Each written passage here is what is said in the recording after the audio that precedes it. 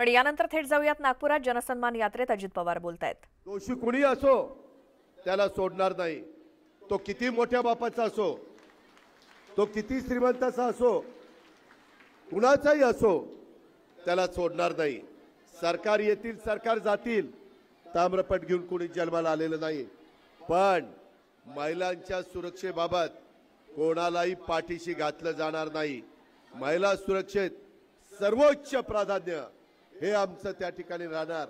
राष्ट्रवादी काँग्रेस पक्ष त्यामध्ये अतिशय आग्रही भूमिका घेऊन पुढे जाणार। हा देखील आणि पोलिसांना जे जे इन्फ्रास्ट्रक्चर लागेल, गाड्या लागतील, आणखीन काही लागेल, ते सगळं देण्याची जबाबदारी सरकारची म्हणजे आम्हा लोकांची राहील। त्याच्यामध्ये आता भारतीय न्याय संहितेमध्ये एक तरतूद केलेली आहे। आता महिलांना घर बसल्या ई तक्रार म्हणजे EFIR सुविधा आता सुरू केलेली आहे। नवीन कायद्यात अशा प्रकरणातील दोषींना आता फाशीची शिक्षा आणि जन्मठेपेची शिक्षा। आता बाकीची भानगड नाही। जो महाराष्ट्रातल्या माय माऊलींकडे, मुलींकडे, बहिणींकडे वाकड्या नजरेने बघेल आणि ते सिद्ध झालं तर त्याला फाशी, बाकी काही नाही। फाशीच ही विकृती आहे, ही नराधम आहेत। असली माणसं समाजात नको। ही माणुसकीला काळीमा फासणारी जमात आहे, त्यांचा बंदोबस्तच करायचा। विरोधक काही ना काही राजकारण करतात, हे राजकारण करण्याची जागा नाहीये। राजकारण निवडणुकीला आपण करू, परंतु समाजामध्ये जातीय सलोखा ठेवणं, समाजामध्ये एकी टिकवणं, धर्माधर्मामध्ये वाद होऊ न देणं, हे आपलं सगळ्यांचं काम आहे। ते हिंदवी स्वराज्याची स्थापना करत असताना छत्रपती शिवाजी महाराजांची शिकवण आहे, ती शाहू फुले आंबेडकरांची शिकवण आहे, ती त्यांची विचारधारा आहे। हेही आपण सगळ्यांनी ध्यानामध्ये घ्या। एवढ्यावर नाही थांबलो। कालच्या लोकसभेच्या निवडणुकीमध्ये जरा काही वेगळ्या पद्धतीचा फेक नरेटिव्ह खोटं सांगण्यात आलं। आता दीक्षाभूमीला घटनेचे शिल्पकार डॉक्टर बाबासाहेब आंबेडकरांच्या समोर नतमस्तक होऊन त्यांना अभिवादन करून आम्ही इथं आलोय। आल्यानंतर महाराजांना अभिवादन केलं, त्या 3 महापुरुषांना अभिवादन केलं। ही आपली परंपरा, ही संस्कृती आहे। हा महाराष्ट्राने आपल्याला शिकवलेल्या वडीलधाऱ्यांचा शिकवण आहे, हे विसरता कामा नये। आणि त्याकरता मी आपल्याला संविधानाचा पण आदर आम्ही करणारी माणसं आहोत।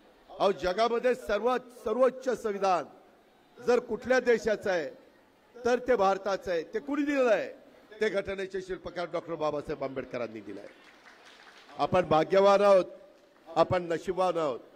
पण काहींनी सांगितलं, अरे हे सत्तेवर आल्यानंतर संविधान बदलतील, आरक्षण काढून टाकतील, घटना बदलतील। दादांत खोटं। मी तर महाराष्ट्रात सांगतोय, जोपर्यंत सूर्य आणि चंद्र आहेत तोपर्यंत कुणी बायचा लाल हे संविधान बदलू शकत नाही। पण तुम्हाला खोटं सांगितलं तर विश्वास ठेवू नका। मी स्पष्टपणे खरं बोलतोय, हे ध्यानात घ्या। एवढ्यावर नाही, त्याच्यामध्ये आम्ही मागासवर्गीयांना बार्टी ही संस्था काढली, त्यांनाही मदत झाली पाहिजे। तोही समाजातला महत्वाचा घटक आहे। मग मातंग समाजाचे लोक आले की दादा त्या बार्टीमध्ये आम्हाला जेवढं मदत व्हायला पाहिजे तेवढी मदत होत नाही, आमच्याकरता काहीतरी वेगळं करा। आम्ही सरकारमध्ये विषय आणला आणि त्यांच्याकरता आरटी, बार्टी तसा आरटी मातंग समाजाच्या करता ते आपण काढलं। आम्ही बहुजन समाजाच्या करता मराठा समाजाला सारथी काढलं। ओबीसी समाज माझा मोठा आहे, त्यांच्याकरता महाज्योती काढलं। माझा आदिवासी समाज आहे, आमचे आदिवासींचं प्रतिनिधित्व करतात बाबा आत्राम, नरहरी जिरवाळ, नितीन पवार, त्याच्यामध्ये डॉक्टर लामटे, अनेकांची नावं घेता येतील। त्यांच्याकरता टार्टी काढलंय, कुठली अडचण तिथे येऊन दिली नाही। काही समाजाच्या करता अमृत संस्था काढली। मला अल्पसंख्याक म्हणाले की दादा तुम्ही कधी जातीचा पातीचा विचार करत नाही, तुम्ही सगळ्यांना समान न्याय द्यायचा प्रयत्न करता। गरीब कुठल्याही जातीचा असेल तर त्याला हात देता, तुम्ही त्याला वर आणण्याचा प्रयत्न करता। आम्ही पण अल्पसंख्याक आहोत, भारतीय आहोत, महाराष्ट्रातले आहोत, विदर्भातले आहोत, काटोलचे आहोत, नरखेडचे आहोत. आम्हाला काय आहे का? त्यांच्याकरता अभ्यास केला आणि माझ्या अल्पसंख्याक मुस्लिम बांधवांच्या करता आपण मार्टी ही संस्था काढली. मी एवढ्यावर थांबलो नाही. मौलाना आझाद महामंडळाला 1000 कोटीचं भागभांडवल केलं. 1000 कोटी एवढ्यावर नाही. त्यांना बँक गॅरंटी सरकारची हमी 60 कोटीला होती. प्रकरणं होत नव्हती. अधिकाऱ्यांना आणि मंत्र्याला बोलवलं. अब्दुल सत्तार त्या खात्याचे मंत्री आहेत. काही आमदार हसन मुश्रीफ बाकीच्यांना बोलवलं. काय केलं पाहिजे? त्यामध्ये ते म्हणाले की याच्यामध्ये गॅरंटी तुम्ही वाढवा. सरकारची गॅरंटी ही हमी 500 कोटीला दिली. आता प्रकरणं सुरू झाली. ह्या सगळ्या योजना, अनेक योजना आहेत. तुम्हाला एक योजना सांगितली नाही. जन्माला मुलगी आल्यानंतर 18 वर्षाची होईपर्यंत त्या मुलीला आम्ही 1,01,000 रुपये टप्प्याटप्प्यामध्ये देतो. सरकारतर्फे देतो. 1,01,000. ती गरिबाच्या घरातली मुलगी असली पाहिजे. ही योजना आपली आहे. आम्ही आता ही हेल्पलाईन दिली 9861 71 71 71. तिथं व्हॉट्सअप केल्यानंतर या सगळ्या योजनांची माहिती तुम्हाला मिळेल. माझा राष्ट्रवादी काँग्रेस पक्षाचा कार्यकर्ता, माझी भगिनी, माझी युवती, आमचा युवक हा तुम्हाला तुमच्या दारावरती स्टिकर चिटकवेल आणि त्याच्यातून ही माहिती देण्याचं काम करेल. या पद्धतीनं हे सरकार पुढे चाललेलं आहे. आम्ही कुठेही गाफील नाहीत. आम्ही कामाची माणसं आहोत. आम्ही नुसती भाषणबाजी करणारी माणसं नाही. तुम्ही बघा, मी माझं भाषण केलं, परंतु विरोधकांवर काही आरोप नाही, तेरोप नाही. मला काही करायचंच नाही. त्यांना टीका टिप्पणी करून काय माझ्या काटोल आणि नरखेडचे प्रश्न सुटणार आहेत का? काय माझ्या इथल्या गरीबाला मदत होणार आहे का?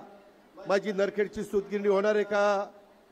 माझ्या इथल्या आणखीन काही इतर जे काही निवेदन दिलेली आहेत, संत्रा प्रक्रिया कोल्ड स्टोरेजचं सुरू करण्याचं आणि इतर पण काही, त्या प्रश्नाला वाचा फुटणार आहे का? हे नाही होणार. म्हणून आम्ही तुम्हाला सांगतो की आपण याबद्दल काळजी करू नका. हे सरकार तुमचं आहे. मी भाऊ या नात्याने तुम्हाला सांगतो, आम्ही अनेकांचे पगार पोलीस पाटलांचे, कोतवालांचे, आशा सेविकांचे, गटप्रवर्तकांचे, अंगणवाडी सेविकांचे वाढवले. मी अलीकडच्या काळामध्ये आपल्या इथल्या महत्त्वाची कामं नागपूर, वर्धा, अमरावती, यवतमाळ, अकोला, बुलढाणा या जिल्ह्याकरता प्रफुल्लभाई तुम्ही सगळे मागणी करत होता. वैनगंगा नळगंगा नदी जोड प्रकल्पाला आम्ही मान्यता दिली. या योजनेसाठी आवश्यक निधी करोडो रुपये लागतोय, त्याची पण तरतूद त्या ठिकाणी केली. त्याच्यामध्ये नागपूर, वर्धा, अमरावती, यवतमाळ, अकोला, बुलढाणा या जिल्ह्यातल्या 3,71,277 हेक्टर क्षेत्राला पाणी मिळणार आहे. म्हणजे विचार करा, जवळपास 9 लाख एकराला पाणी मिळणार आहे. 9 लाख एकर वैनगंगा नळगंगा नदी प्रकल्पाद्वारे गोसीखुर्द प्रकल्पातनं 62 TMC पाणी वळवण्याचं नियोजन आहे. आणि हा सुबोधजी, प्रफुल्लभाई, बाबा अत्रा, संजय खोडके, सुरेखाताई, नरेश, सतीशराव, हा विदर्भासाठी गेम चेंजर प्रकल्प ठरणार आहे. गेम चेंजर प्रकल्प हे आम्ही लोकांनी केलं. हे करण्याची धमक आणि ताकद ही महायुतीमध्ये होती. काल पंतप्रधानांना भेटलो. वाढवण बंदर पोर्ट त्याच्याकरता त्यांनाही सांगितलं की साहेब, आम्हाला काही मोठ्या योजनांना, वैनगंगा, नळगंगा, त्याच्यानंतर आमचा प्रकल्प दुसरा तो म्हणजे नारपार, नंतर मराठवाड्यातले प्रकल्प, त्याला मोठा निधी लागणार आहे. काल त्यांनी आपल्याला 1.25 लाख कोटीचा अतिशय जगातल्या पहिल्या 10 बंदरापैकी एक बंदर वाढवणचं काल भूमिपूजन आपण केलं.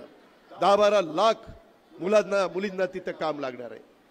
तशाच पद्धतीने माझ्या नागपूर जिल्ह्यात, विदर्भात चांगले प्रोजेक्ट येण्याच्या करता आम्ही प्रयत्न करतोय. अर्थमंत्री म्हणून मी माझ्या नागपूर आणि विदर्भाला कुठलाही पैसा कमी पडू दिला नाही. कुठलाही मागेल त्या योजनेला पैसा दिला. माग पण